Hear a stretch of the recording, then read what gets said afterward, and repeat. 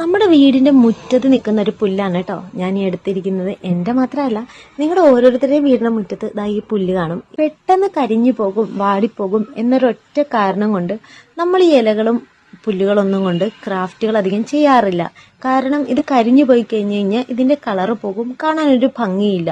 ഇനി നമ്മുടെ ഇലകളും പുല്ലുകളും ഒക്കെ ചെറുതായി വാടിയാലും വാടിയതായിട്ട് തോന്നാതെ ഇതേ പച്ച നിറത്തിൽ നമുക്ക് വർഷങ്ങളോളം സൂക്ഷിച്ചു വെക്കാം. എങ്ങനെയാണെന്ന് നോക്കിയാലോ? ഇതിനായിട്ട് നമ്മൾ ഗ്ലാസ് പെയിന്റ് ആണ് കേട്ടോ ഉപയോഗിക്കുന്നത്. കുറച്ച് കട്ടിയുള്ള ഇലകളാണെന്നുണ്ടെങ്കിൽ നമ്മൾ അക്രൈലിക് പെയിന്റിലേക്ക് കുറച്ച് ഗ്ലാസ് പെയിന്റ് കൂടെ ആഡ് ചെയ്ത് മിക്സ് ചെയ്തിട്ട് നമ്മൾ ചെയ്യണം കേട്ടോ.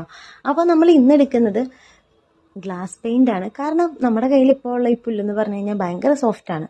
അപ്പോൾ അതുകൊണ്ട് നമ്മൾ ഗ്ലാസ് പെയിന്റ് ആണ് കേട്ടോ ഉപയോഗിക്കുന്നത്.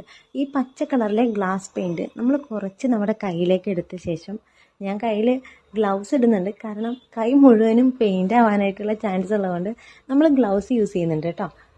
കുറച്ച് പെയിന്റ് നമ്മുടെ കയ്യിലേക്ക് ഒഴിക്കാം. അതിനുശേഷം കയ്യിൽ തന്നെ ഒന്ന് സ്പ്രെഡ് ചെയ്ത ശേഷം നമ്മുടെ പുല്ലോ ഇലയോ നമ്മുടെ കയ്യിലിരിക്കുന്ന എന്താണോ അതിലേക്ക് ഇതൊന്ന് തേച്ച് പിടിപ്പിക്കാം. ഒന്നോ രണ്ടോ വട്ടം ഇതേപോലെ മൊത്തത്തിൽ നമ്മൾ പെയിന്റ് എടുത്ത് തേച്ച് പിടിപ്പിച്ച് കഴിയുമ്പോഴേക്കും നമ്മുടെ ആ ഇല സെറ്റായിട്ടുണ്ടാവും കേട്ടോ. ഇത് പെട്ടെന്ന് തന്നെ നമുക്ക് ഡ്രൈ ആയും കിട്ടുന്നതാണ് കേട്ടോ. നമ്മുടെ ഒറിജിനൽ പുല്ലും പെയിന്റ് അടിച്ച പുല്ലുമാണ് കേട്ടോ നിങ്ങളിപ്പോൾ ഈ കാണുന്നത്. പെയിന്റ് അടിച്ച പുല്ലിന് കുറച്ചും കൂടെ നല്ല കളർ കൂടിയിട്ടുണ്ട്. എന്തായാലും കാണാനായിട്ട് അടിപൊളിയായിട്ടുണ്ട് അല്ലേ? അപ്പോൾ ഇനി നിങ്ങൾക്ക് ഇഷ്ടപ്പെട്ട ഇലയും പുല്ലും എന്തും ആവട്ടെ കേട്ടോ, ദാ ഇതേപോലെ ചെയ്തെടുത്താൽ വർഷങ്ങളോളം നിങ്ങൾക്ക് ദാ നിങ്ങളുടെ വീട്ടിൽ ഇൻഡോറായോ ക്രാഫ്റ്റായോ ഒക്കെ സൂക്ഷിച്ചു വെക്കാനായിട്ട് പറ്റും.